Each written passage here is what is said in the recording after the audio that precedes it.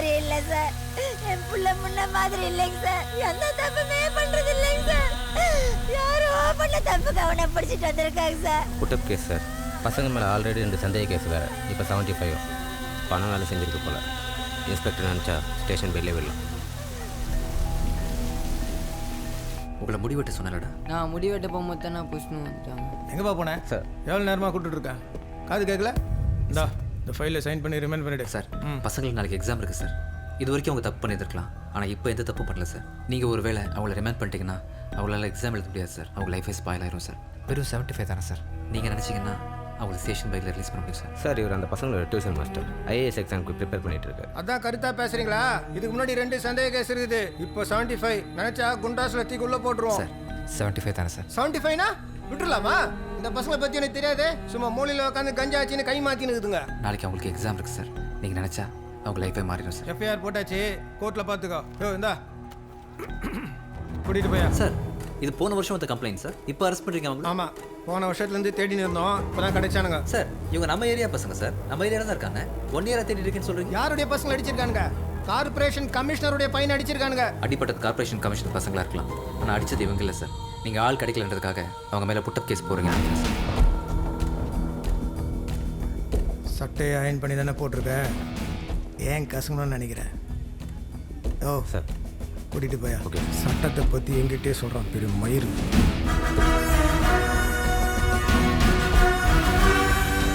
உங்க அப்பனுக்கு குச்சி குச்சி இப்படி ஆச்சு. இப்போ நீ என்ன சாகடிக்கிற? என் வாழ்க்கை தான் இப்படி போச்சு. நீ அது நல்லா இருக்கணும்னு நினைச்சே. ஒழுங்கா படிச்சு படிச்சு பாஸ்க்கு துப்பு இல்ல. குடி ஏக்கத குடி. அடி ஏய், நான் அப்படிதான் குஸ்து கொடகட சுத்திட்டு இருப்பேன். என்னதான் யாரும் கேள்வி கேட்க கூடாது. நான் படிப்பெல்லாம் கேட்காது. நான் அப்படிதான். நான்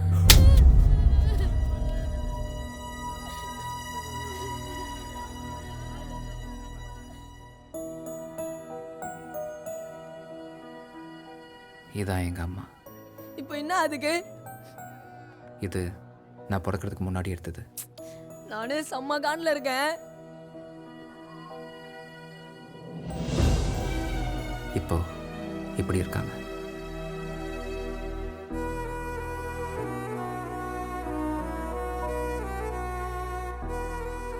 எல்லா அப்பா அம்மாக்கும் தான் பிள்ளைங்க மேலே ஒரு கனவு இருக்கும். நம்ம அவங்க கனவை அவங்க நம்ம மேலே திணிக்கிறதா நினைப்போம். ஆனால் நல்லா யோசிச்சு பார்த்தா நம்மளை பற்றி எவ்வளோ யோசிக்கிறோமோ அதை விட நம்மளை பெற்றவங்க அதிகமாக யோசிப்பாங்க. ஒருத்தன் எவ்வளோ உயரத்துக்கு போனாலும் எவ்வளோ கீழே போனாலும் ஒரு கட்டத்தில் இந்த உலகமே அவனை வெறுத்துரும். அதனால் அம்மா அப்பா மட்டும்தான் நமக்கு எப்போவுமே. அவங்கக்கிட்ட எப்படி நீ பேசுகிறது தப்பு. Sorry sir.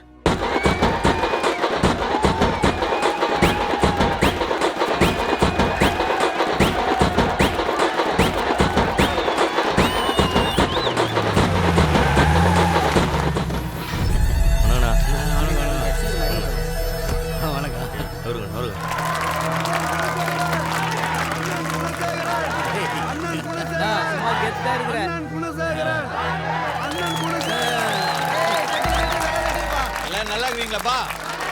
ஜனங்களே எப்படி இருக்கீங்க? என்ன மல்லிகா, காலைல ஒருத்தப்பா சாயந்தரம் ஒருத்தப்பா தனியாரிய வர சொல்லிக்கிறேன். என்ன ஓகே தானே? இங்க இருக்கிற எல்லா பிளாக்லயும் கொசு மருந்து அடிக்க சொல்லிக்கிறேன். என்ன பாலா சத்தானே? என்கிட்ட இருந்து இங்க வர வேண்டியது கரெக்டா வந்துடும். அதே மாதிரி உங்ககிட்ட இருந்து எனக்கு வர வேண்டியது கரெக்டா வந்துடணும். புரியுதா? என்னப்பா இந்த ஏரியால ஏதாவது பிரச்சனையா சொல்லுங்கப்பா. உங்க மனசுல ஏதாவது இருந்தா சொல்லுங்க, எல்லாத்தையும் சால்வ் பண்ணிடலாம். அப்புறம் ஓட்ல காமிச்சிடாதீங்க. நீங்க இருக்கிற இடத்துல குறை இருக்குமான்னு என்னையே சொல்றீங்க? இப்போ குறை இல்லாம இருக்கும், அதே போல எப்போ இருப்போம். யார் பண்ணி சார் நான் இந்த ஏரியாவில் டியூஷன் சொல்லி கொடுத்துட்ருக்கேன் சார். படிக்கிற பசங்களை அடிக்கடி சந்தேக கேஸில் போலீஸ்காரங்க அரெஸ்ட் பண்ணி கூட்டு போயிடுறாங்க சார். நீங்கள் ஒரு வார்த்தை என்ன ஏதுன்னு பார்த்து விசாரிச்சிங்கன்னா உபயோகமாக இருக்கும் சார். படிக்கிற பசங்க சார், லைஃப் சார், பாவம் சார். சரி தம்பி, நான் பார்த்துக்கிறேன். ஏய் என்ன நீ நேற்று சொல்லிக்கிட்ட காலேஜில் சிக்கன் குத்துக்கிற, அண்ணங்கிட்டே ஏரியாவில் ஓவராக பண்ணிக்கிற, என்ன உன் கதை? இல்லை சார் நாங்கள் டியூஷன் எடுத்துகிட்டு இருக்கேன். இந்த ஏரியா பசங்களை அடிக்கடி போலீஸ்காரங்க அரெஸ்ட் பண்ணிடுறாங்க, அதான். அதெல்லாம் நீ பேசக்கூடாது. இந்த உரிமையெல்லாம் உனக்கு யார் குத்துதே? யார் குத்துதே சொல்ற? ரொம்ப ஓவராக பண்ணக்கூடாது, புரியுதா? ஏன்டா என்ன டென்ஷன் பண்ணுற? ஏய் என்னடா முறைகிற முறைகிறானா மச்சான் பார்த்தா அப்படி தெரியவே இல்லையே முறைக்கிற மாதிரி மூஞ்சா பார்த்தா தெரியாது மச்சான் ஊம குசும்பி நல்லா பாரு முறைகிறான் ஏய் நான் குழந்தைடா நீ எனக்கு பொம்மை மாதிரி குழந்தை கையில் பொம்மை கச்சா என்ன பண்ண தெரியுமா என்ன மச்சான் பட்டுன்னு கை விட்ட முறைக்குது பாவுண்டா எது இதுவா ப்ளீஸ் இந்த ஏரியா பசங்க எனக்காக வெயிட் பண்ணுறாங்க நான் போய் டியூஷன் எடுக்கணும் ஓ என்னை விட்டுருங்க அடிங்க மூஞ்ச பத்தியா அதுக்கு சமாடி மாமே என்னடா அஷ்டு விட்டீங்க சாரி சார் கை குடுறா நீங்களா கை குடுறா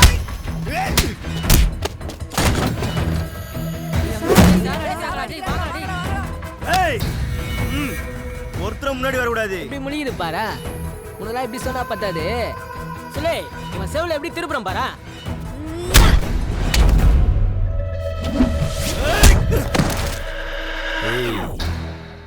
இத்தனை முறை சொல்லிக்கிறேன் என் முன்னால் ஓவர ஆடக்கூடாதுன்னு ஆனாலும் கேட்க மாட்டேற அவ்வளோ பெரிய தௌலத்தா நீ ஓட விட்டுருவேன் பிளடி மாஸ்டர்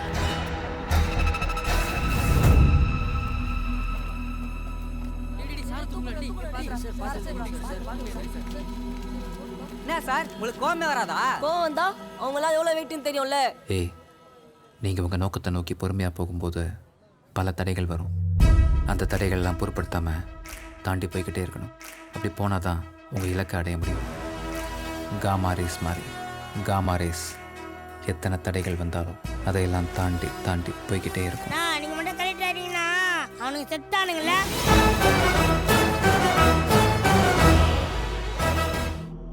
நான் கர்ணா கான்ஃபரன்ஸ் கர்ணான்னு சொல்லுவாங்க சார் நான் எதுவும் பண்ணல சார் அவங்க தான் ஒன்றும் பண்ணலையா சொல்லுவ பொழந்திருக்க அவனும் கான்ஃபரன்ஸ்ல தான் இருக்கான் என்ன சொல்லு சொல்லு சாரி சொல்லு இரு தம்பி பசங்க சொன்னானுங்க நீ நல்லா டியூஷன் எடுத்து பசங்களை பாஸ் ஆக்குறேன்னு அப்புறம் ஏன் உனக்கு இந்த வேலை சார் ப்ளீஸ் சார் விட்டுருங்க நாளைக்கு எனக்கு டெல்லியில் இன்டர்வியூ ஓகே ஓகே ஒன்றும் இல்லை இப்போ நீ நேராவா சொல்லுகிட்ட சாரி சொல்லிட்டு போயிட்டே இரு இதான் நான் உனக்கு தர ஆஃபர் சாரி எனக்கு வேணும் சொல்லு சும்மாரு நான் தான் பேசினீங்கல்ல தம்பி நீ சாரி சொல்லிட்டு போயிடு உன் கையில் ஒரே ஒரு எலும்பு மட்டும் ஒடிச்சிக்கிறேன் அதான் நான் சொல்லுக்கு தர ஆஃபர் மேட்ரு அப்படி தான் சாலாகும்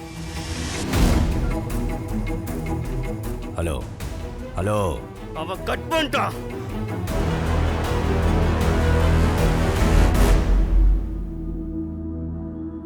அண்ணா டியூஷன் மாஸ்டர் விடிய விடிய ஏரியாவில் எல்லாம் சேர்ந்து தேட்டினா எந்த பொந்தில் சொரிக்கானே தெரியல கிடைச்சோன்னே பிதிக்கி தூக்கிட்டு வந்துடுறேண்ணா சார் நீங்கள் சொன்ன ஸ்கூல் கிட்ட வந்துட்டேன் ஃப்ரண்ட்டாக பேக் கேட்டா சார் பேக் கேட் சார் நேரா பாருங்க இங்கே பாருங்க கை கட்டுறேன் பார்த்துருங்க சார்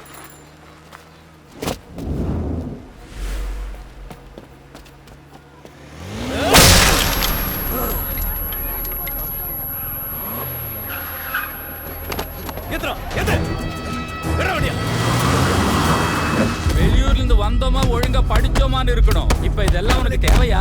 சுள்ளுக்கு பின்னாடி கர்ணா இருக்கான், கர்ணாவுக்கு பின்னாடி கவுன்சிலர் இருக்காரு, கவுன்சிலருக்கு பின்னாடி பகுதி வட்டம் மாவட்டம்னு ஒரு பெரிய கட்சியே இருக்கு. காணாம போயிடுவேன். சாவடிச்சிடாதீங்க, எலெக்ஷன் வேற வருது.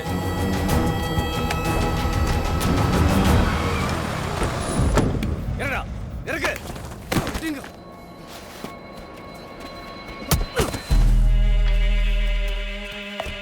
இனி ஒரு டிஸ்டர்ப் பண்ண மாட்டேன் சார், ஒன்றுமே பண்ண மாட்டேன் சார். டெல்லிக்கு போகணும் சார், நான் ஐஏஎஸ் பாஸ் ஆகிட்டேன் சார். எங்கள் அம்மாவோட கனவு சார், ப்ளீஸ் சார் என்ன ஒன்றும் பண்ணாதீங்க சார். நான் டியூஷன் மாஸ்டர் சார், நான் வேற ஒன்றும் பண்ணல சார். உனக்கு நல்ல ஆஃபர் கொடுத்தேன், என் ஃபோனையே கட் பண்ணுறியா சார்? தெரியாம பண்ணுறேன் சார், எனக்கு எதுவுமே தெரியாது.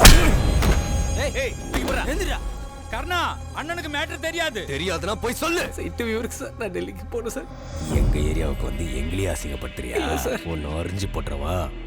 டேய், அவனோட சோத்து கையையும் வேளா எலும்பையும் உடச்சு போடுங்கடா. சார் சார் சார் வேணாம் சார், நான் போகணும் சார். வேணாம் சார், சார் வேணாம் சார், சார் நான் போகணும் சார், ப்ளீஸ் சார் நான் விட்டுருங்க சார். வேணாம் சார், நான் போகணும் சார், நான் விட்டுருங்க சார்.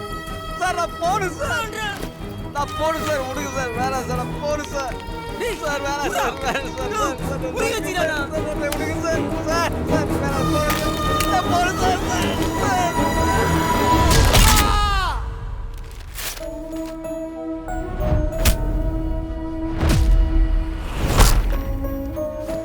கிராமத்தானுக்கு சிட்டியை பத்தி என்னடா தெரியும்? அவனை தூக்கி காவால போடுங்கடா. ஏய் தூக்குடா, தூக்கு. கிளம்பிட்டேன், வந்துடு.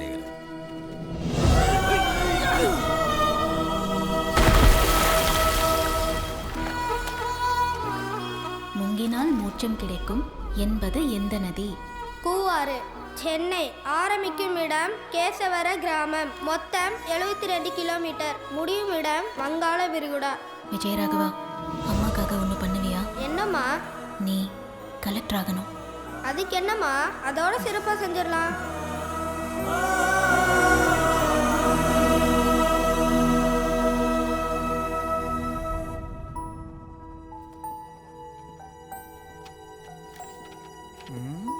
பேப்பர் ரைட்டு கூட இல்லையே இவன். இந்தா புடி. எங்க பிள்ளைங்களெல்லாம் படிக்க வச்சீங்க, உங்களை போய் இப்படி அச்சு போட்டாங்க. பொறுக்கீங்க சார் அவனுங்க. என் பிள்ளையால தானையா உன் வாழ்க்கை கெட்டு போச்சு. Sorry sir. பரவாயில்ல, எக்ஸாம் ப்ரிப்பேர் பண்ண நல்லா பண்ண சார்.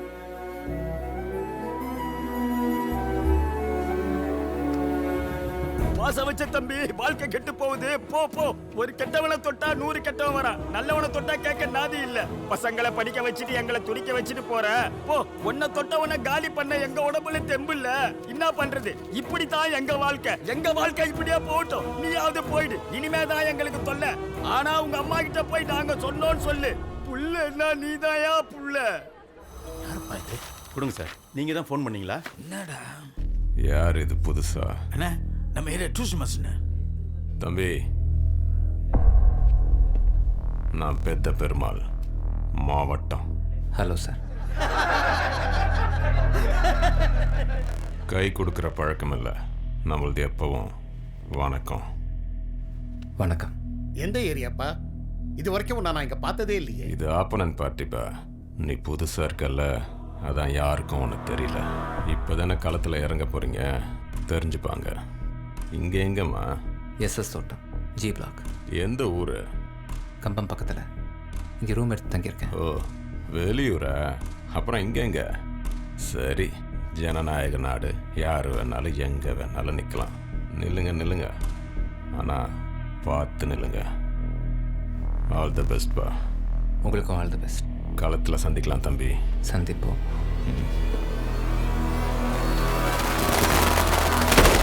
பசங்க கிட்ட சொல்லியிருக்கேன், அடுத்த வாரம் ஒரு மூட்டை வந்துடும். இந்த வாட்டியும் ஜெயிச்சிடலாம்ல? இன்னும் கொஞ்சம் சிறப்பாக பண்ணீங்கன்னா ஃபுல் மெஜாரிட்டியில் ஜெயிச்சிடலாம். என்னங்கடா?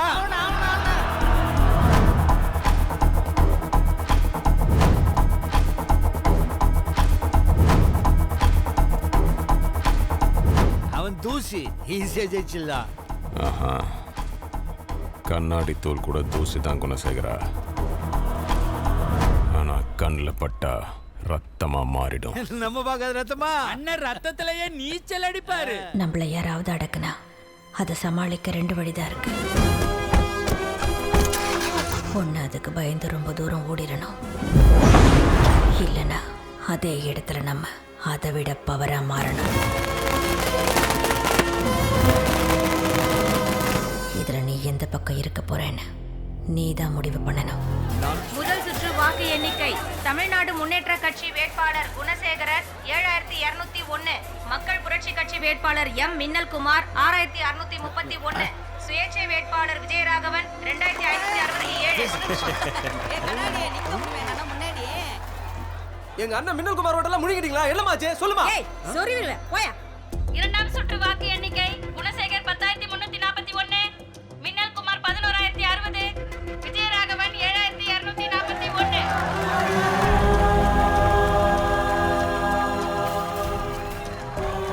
மூன்றாம் சுற்று வாக்கு எண்ணிக்கை. தமிழ்நாடு முன்னேற்ற கட்சி வேட்பாளர் குணசேகரன் 15501, அவ்வளோ முடிஞ்சு கிளம்புங்க. மக்கள் புரட்சி கட்சி வேட்பாளர் எம் மின்னல்குமார் 11171, சுயேட்சை வேட்பாளர் விஜயராகவன் 15508.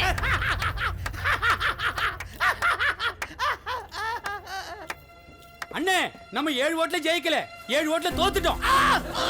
145வது வார்டு கவுன்சிலராக விஜயராகவன் வெற்றி பெற்றுள்ளார். எதிரி நம்ம கூடவே இருக்கிறது தெரியாம கடைசியா நம்ம ஏமாத்தப்படுறதுக்கு முன்னாடி எதிரியை கைக்குள்ள போட்டுக்கிட்டு நம்ம காரியத்தை சாதிக்கணும்.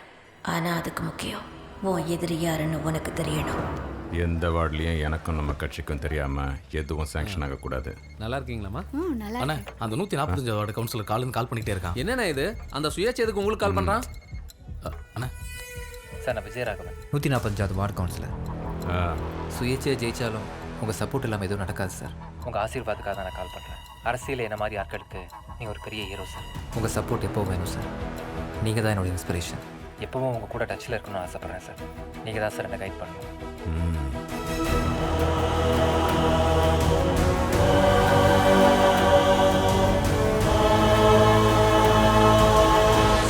நீ போகிற இடத்துல நிறைய கெட்டவங்க இருப்பாங்க. கெட்டது நடக்கும். நீ எதுக்கும் பயப்படாத. கெட்டவங்களுக்கு நடுவில் நல்லவனாயிரு. ஏன்னா கெட்டவன் நினைச்சா இந்த உலகத்தை ஜெயிப்பான். ஆனா நல்லவன் நினைச்சா அந்த கெட்டவனையே ஜெயிப்பான்.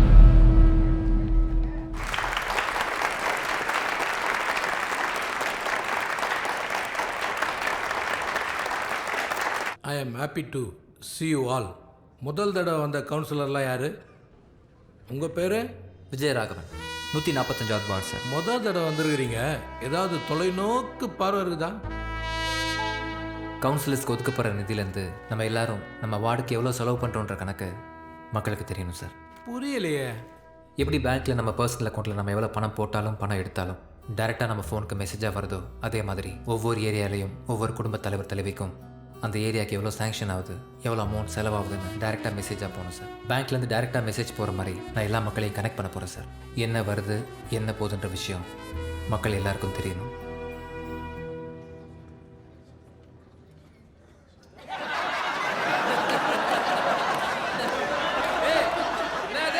எல்லாத்தையும் ஓப்பனா சொல்லிடுவியா? நம்ம எல்லாரும் எல்லாத்தையும் ஓப்பனா காட்டணும்னு வை, அப்புறம் எல்லாரும் க்ளோஸ் தான். தம்பி என்ன பேசுற நீ? உட்காரு. அட போப்பா நீ.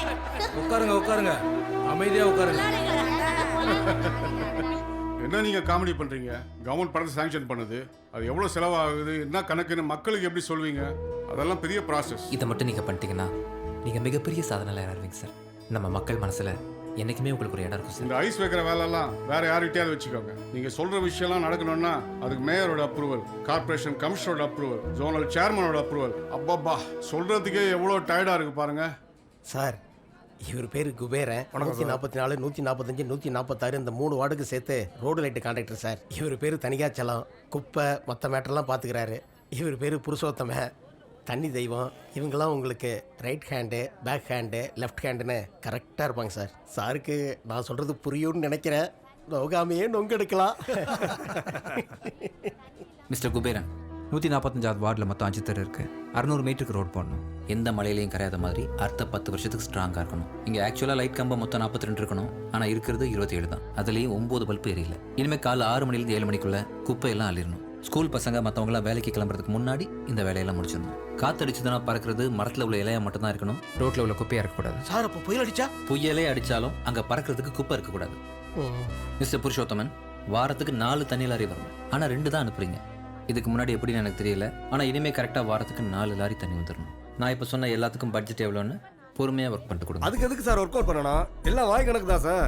ரோடு போடுறதுக்கு ஒரு 5 ரூபா வச்சுக்கலாம் சார். உங்களுக்கு எனக்கு இந்த பகுதிக்கு சேர்த்து ஒரு 4 வச்சுக்கலாம் சார். அப்புறம் போலீஸ் ஸ்டேஷனு, கார்பரேஷனு, கட்டிங்னு ஒரு 3 வச்சுக்கலாம் சார். மொத்தத்தில் ஒரு 12 தேர்த்திடலாம் சார்.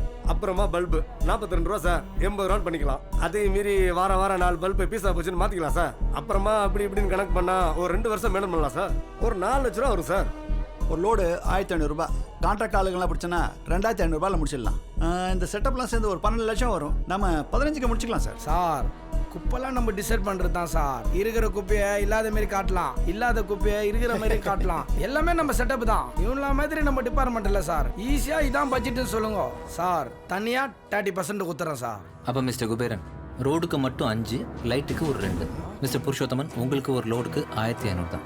அதுக்கேற்ற மாதிரி கனெக்ட் பண்ணிக்க. எக்ஸ்ட்ரா ஆற கணக்கை நம்ம அஃபிஷியலாக பார்த்துக்கலாம். குப்பை நான் டிசைட் பண்ணுறதோ நீங்கள் டிசைட் பண்ணுறதோ இல்லை. கவர்மெண்ட் என்ன அமௌண்ட் சாங்ஷன் பண்ணதோ அந்த அமௌண்ட்குள்ளே தான் இந்த ஒர்க்கை முடிக்கணும். இதில் கட்டிங்கே கொடுக்க முடியாது. அப்புறம் எங்களுக்கு என்ன சார் நிற்கும்? நீங்கள் நியாயமாக செலவு பண்ணீங்கன்னா உங்கள் 3 பேருக்கு நியாயமான லாபம் இருக்கும். சார், என்ன சார் காமெடி பண்ணுகிறீங்க? ஏம்பா, என்னப்பா அது இன்னுமா புதுசாக பேசினுக்கிறாரு? இந்த ஏரியாவை 10-15 வருஷமா நாங்கள் டிசைனாக கட்டிக்கிட்டு இருக்கோம். உங்களுக்கு எனக்கு நடுவில் பல பேர் இருக்கானுங்க. அவனுங்கெல்லாம் டென்ஷன் ஆனால் என்ன ஆகும் தெரியுமா சார்? நல்லா சம்பாதிங்க சார். செம்ம ஏரியா. டக்குன்னு சாங்ஷன் ஆகும். நான் சொல்கிறது தான் பட்ஜெட். உங்களால் வேலை செய்ய முடியும்னா வேலை செய்யுங்க, இல்லை நான் பார்த்துக்கிறேன். என்ன சொல்கிறீங்க? இன்னும் ஒரு வாரத்தில் நான் என்ன சேஞ்ச் எதிர்பார்க்குறேனோ அது என் கண்ணில் தெரியும். ஏண்டா அண்ணன் எல்லார் வாயிலையும் கேக் வைக்கிறாரு, என் வாயிலையும் கேக் வைப்பாரா? அது ஆல்ரெடி ஒருத்தன் வச்சிட்டானே. நீங்கள் எல்லாரும் என்னால் தானே ஜெயிச்சிங்க, அப்போ நான் தான் சாப்பிட்ணும். என்ன தோத்தவங்கெல்லாம் வந்திருக்கீங்க? உங்களை தாண்டா புறம்போக்கு பசங்களா? நான் கொடுத்த பணத்தை ஒழுங்காக டிஸ்ட்ரிபியூட் பண்ணியா? ஆமாண்ணே, சொல்லபடியே டிஸ்ட்ரிபியூட் பண்ணியாச்சுண்ணே. ஏய் சொல்லடா. ஆமாண்ணே, பாதி அவங்க மக்களுக்கும் மீதி பொதுமக்களுக்கும் பண்ணி தோத்துட்டாருண்ணே. பொய் சொல்கிறவனோட பலம் எதிரில் நிற்கிறவனுக்கு உண்மை என்னன்னு தெரிகிற வரைக்கும் தான். அவனுக்கு தெரிஞ்சிட்டா உன்னை சில்றன்னு நினச்சிட்டு போய்கிட்டே இருப்பான். எனக்கு ஒரு பர்மிஷன் வேணும். கவுன்சிலரை மட்டை பண்ண போகிறேன்.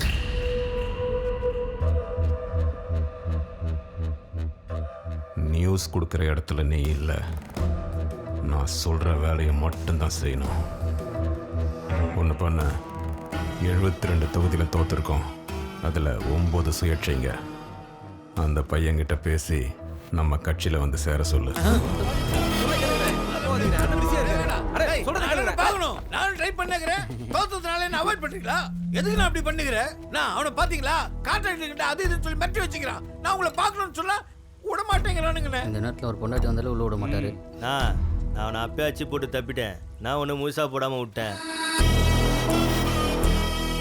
டேய் சப்ப காக்கா, நீ அவனை அடித்த நியூஸை விட அவன் உன்னை அடித்த நியூஸ் தான் அந்த ஏரியாவில் தீ மாதிரி பரவி இருக்கு. கரெக்டா குணசேகரா? அண்ணா ஜனங்களை என்ன கலைக்கிறானுங்கண்ணே. அவனை இப்போ போட்டுருண்ணே. நீங்க இப்போ அவனை போட்டீங்கன்னா அந்த ஏரியாவில் ஜென்மத்துக்கும் நீ இல்லை, நம்ம கட்சியோட ஆளுங்க எவனுமே அந்த வார்டில் ஜெயிக்க முடியாது. கவர்னர் இந்த வார்டை பாராட்டி ட்விட்டிங்ல போட்டுதான் பசங்க சொல்றானுங்கண்ணே. பயிரெல்லாம் ஏறிதுண்ணே, உள்ளுக்குள்ள ஏதோ ஓடுற போல இருக்குதுண்ணே. உனக்கு? ஆமாண்ணா, எனக்கு அப்படிதான். ஆமாண்ணே, சேம் ஃபீலிங்ண்ணா. பொறாம அதுக்கு பேர். கரெக்டாக சொன்னீங்கண்ணா. கவர்னர் பிளான் எல்லாம் எதிர்கட்சிக்காரங்க போடுற ஐடியா. இன்னொன்னு சொல்லவா, கவர்னரே அவனை பார்க்கறதுக்கு நேரில் போறாரு.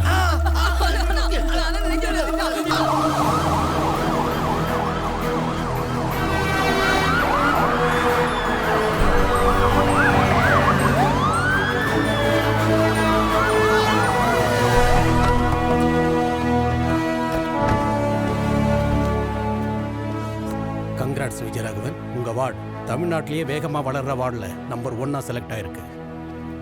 செலக்ட் பண்ணியிருக்கேன். ஒரு இண்டிபெண்ட்டாக ஜெயிச்சு நீங்கள் இந்த அளவுக்கு பண்ணது பாராட்டுக்குரியது. ரொம்ப தேங்க்ஸ் சார். நான் பெருசாக எதுவும் பண்ணல, என் கடமையை தான் பண்ணேன். பேட்டா, நீங்கள் உங்கள் வேலையை தான் செய்கிறீங்க. ஆனால் ஆளுங்கட்சிக்காரங்க உங்களை வேலை செய்ய விட மாட்டேன்றாங்கன்னு கேள்விப்பட்டேன். எதுவாக இருந்தாலும் இவங்களை கண்டக்ட் பண்ணுங்க, எங்களோட கம்ப்ளீட் சப்போர்ட் கிடைக்கும். உங்களை மாதிரி தான் எதிர்கட்சியும் மக்களுக்காக உழைக்கிற கட்சி. Why don't you join and work with them? சென்ட்ரல்லையும் அவங்க ஆட்சி நடக்கிறதுனால உங்களுக்கு முழு ஒத்துழைப்பு கிடைக்கும். நீங்கள் கேட்குற ஸ்கீம், வெல்ஃபேர் ஆஃபர், போஸ்டிங் எல்லாமே பண்ணி தருவாங்க. தடை இல்லாமல் மக்களுக்கும் நீங்கள் நிறைய சேவை செய்யலாம். Just think about it Vijayaraghavan.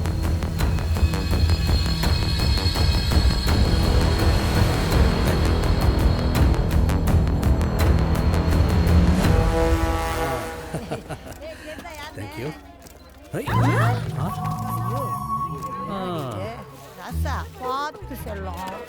குப்பையே இல்லையா? எதை க்ளீன் பண்ணிட்டு இருக்காரு? காத்தை க்ளீன் பண்றாராம். ஏன்பா கவர்னர் ஆண்ட நான் பேசட்டா? நோ, 40 ஸ்கொயர் ஃபீட்டில் இருக்கு. நோட் பண்ணிக்கிறேன் சார். அண்ணா டைம் ஆயிடுச்சுமா, இந்த வாரமே வந்து என் கட்சியில் சேர்ந்துரு. உங்கள் வார்ட்லேயே பெரிய ஃபங்க்ஷனாக பண்ணிடலாம். கொஞ்சம் டைம் வேணுண்ணே, வந்து 1 வருஷம் தான் இருக்கு. இன்னும் 1 வருஷம் போட்டுமே வந்துடுறேன். நீ மட்டுமே என்னை யூஸ் பண்ணிட்டு இருந்தா அப்புறம் நான் எப்படா உன்னை யூஸ் பண்ணுறது? கொஞ்சம் டைம் கொடுங்கண்ணே, தம்பிக்காக. என்ன சொல்றான்? இப்போ அரசியல்வாதியாகவே மாறிட்டான். இந்தாங்கய்யா பட்டா. சிமெண்ட் தர வீடாங்க. ஆமாங்க. நாங்கள் மண்ணின் மழைந்தங்க, நாடோடி வாழ்க்கைங்க. என்ன பண்ணுறது, உன் பொறப்பும் தகுதியும் அப்படி. ஒருத்தன் உழைப்புல இருந்து தான் தகுதி வருமே தவிர பொறப்புல இருந்து இல்லை. Mind your bloody words. Sir மாவட்டம் மெத்வர்மல் வந்துட்டு இருக்கார் சார். சென்னையிலே ரொம்ப பெரிய ஆள் சார். அவர் வரப்போ நீங்கள் அந்த சேரில் உட்காந்துருக்காதீங்க சார், அவருக்கு பிடிக்காது. நீங்கள் இந்த சேரில் இப்படி உட்காந்துக்குங்க சார், அவர் இந்த சேரில் இப்படி உட்காந்துக்கிட்டு சார். ஏன்னா பழைய கவுன்சிலர் இருந்தப்போ இதுதான் சார் நடைமுறையில் இருந்துச்சு. அவருக்கு பிளாக் காஃபி தான் சார் பிடிக்கும். நான் போய் பிளாக் காஃபி ஆண்டு தரேன் சார், கொஞ்சம் பார்த்து நடந்துங்க சார்.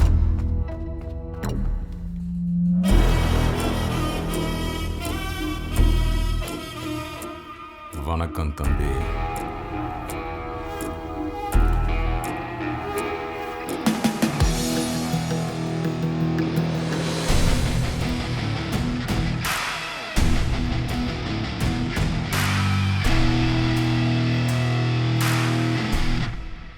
சொல்லுங்கள் சார்.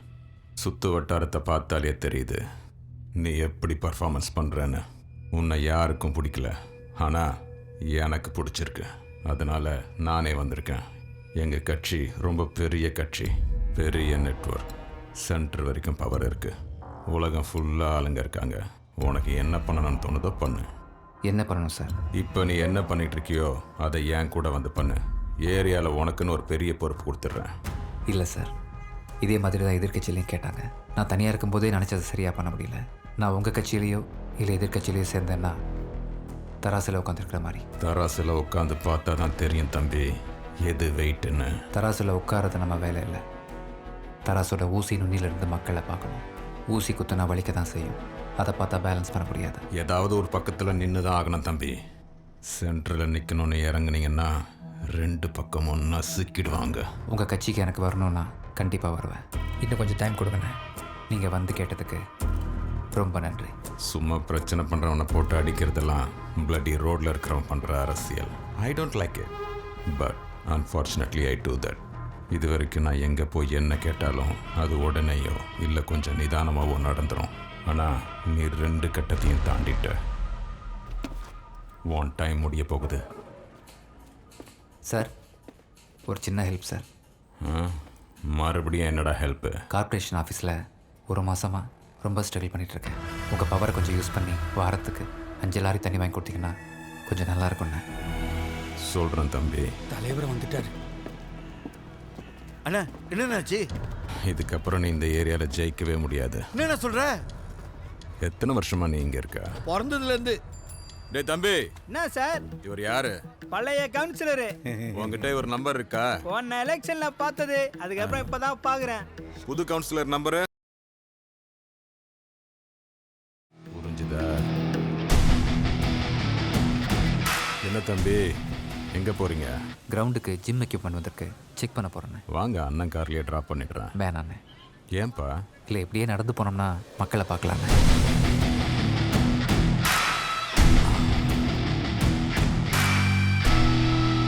இனிமே நீ கட்சியில் வேலை மட்டும்தான் பார்க்கணும்.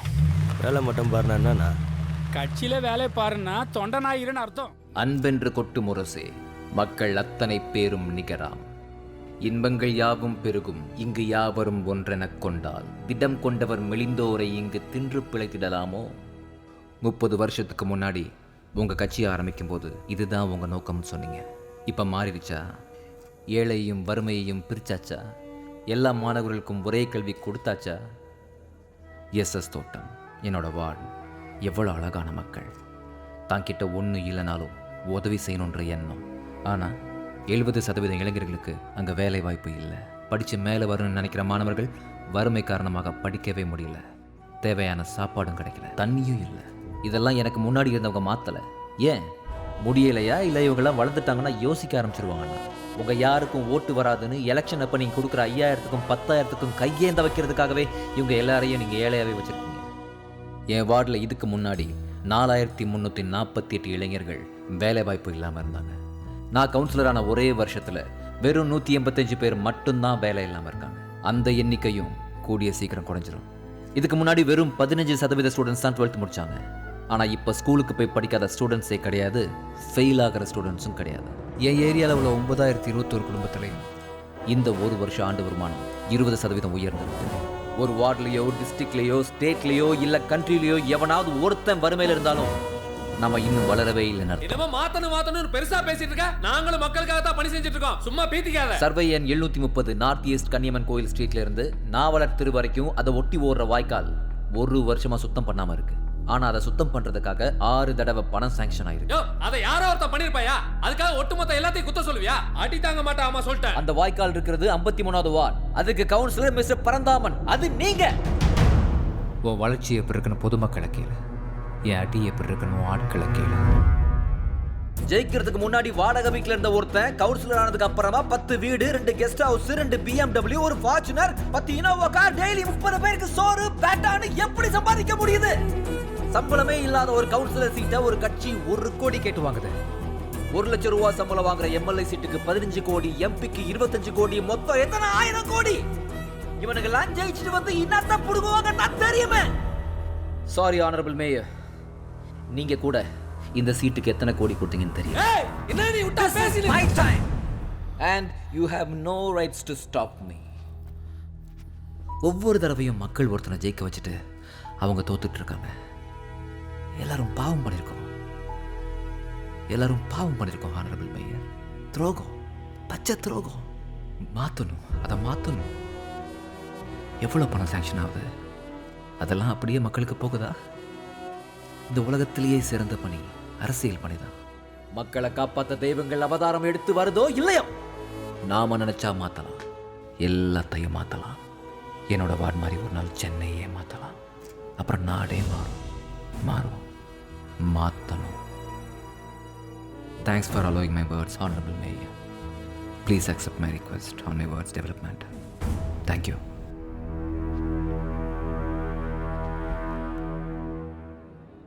ஏய், ஆனரபிள் மேயர். அவன் இவ்வளோ நேரம் ஆவேசமாக பேசினான்ல? ஆமாம் மேயர். அதெல்லாம் ரெக்கார்ட் ஆகிருக்கும். டெலீட் பண்ணுறேன். Okay mayor.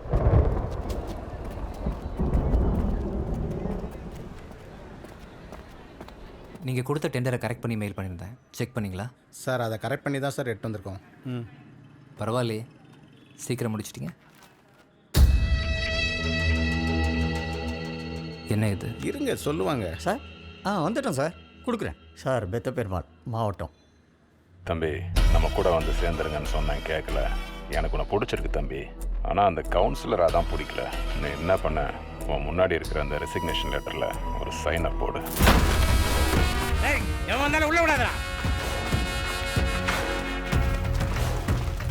என்ன அருள்மொழி, பெரிய பெரிய இடத்துலேருந்து நான் ஃபோன் வருது. உன் பையனை எங்கே அனுப்பிச்சி வச்ச? கவுன்சிலராக இருக்கானா? சரியான மொக்க வேலைக்காரங்களை வச்சுட்டேன். எரிஞ்சதான் அப்படியே விட்டு வந்துட்டானுங்க. நல்ல வேலைக்காரன் என்ன செய்வான் தெரியுமா? எரிஞ்சதுக்கப்புறம் உசுறு இருக்கா இல்லையான்னு குத்தி பார்ப்பான். அதான் நான் அப்போவே சொன்னேன், அணைக்கட்டி பசங்களை வச்சு பண்ணலாம்னு.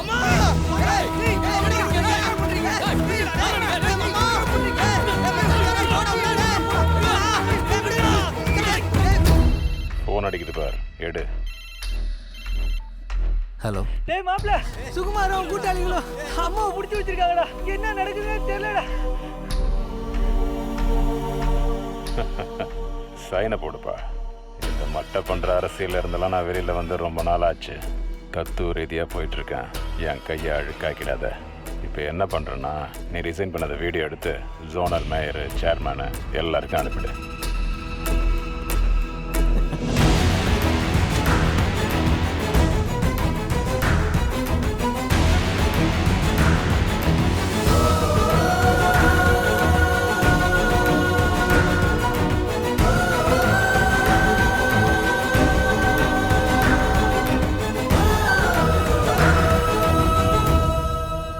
பிறந்து தொலைச்சிட்டேன். சரி, வந்தம்மா ஆம்பளை சொல்கிற வேலையை பார்த்தோமா, காசு சம்பாதிச்சமா இருந்திருந்துன்னா காரை வீட்டில் இருந்திருப்பேன். ஆனால் இப்போது நீ எவ்வளோ தான் போகிறான்னாலும் உன்னால் ஜெயிக்கவே முடியாது. ஏன்னா உங்ககிட்ட ஒன்றும் இல்லை, எல்லாமே அழிஞ்சிருச்சு. உன்கிட்ட எல்லாம் இருந்தாலும் ஒரு நாள் நீ தோப்ப. உன் சரிவை பார்க்காம நான் சாக மாட்டேன். சிரிக்கும்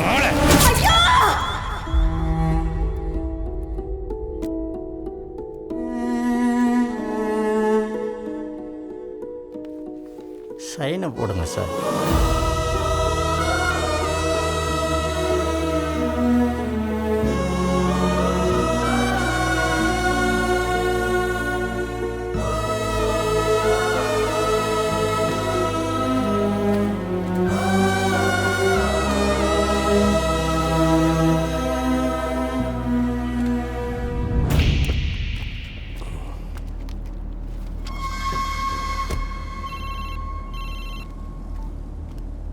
ஹலோ.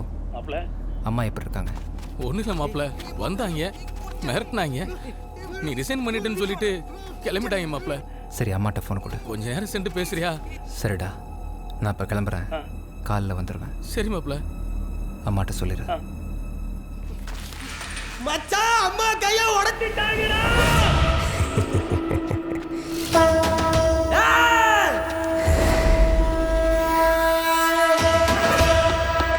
போட்டு தொல்லுங்கடா அவனை.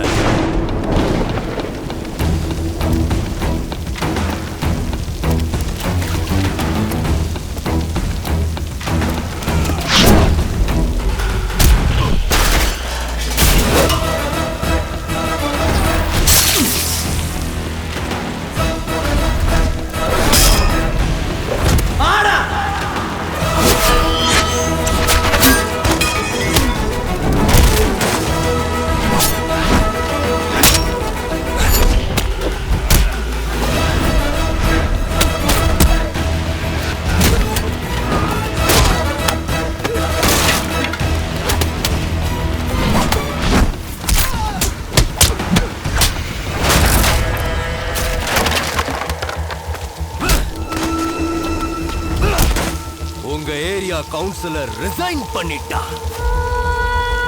இனிமே இங்க நாங்க தான். பயம் போயிடுச்சாடா பசங்களா?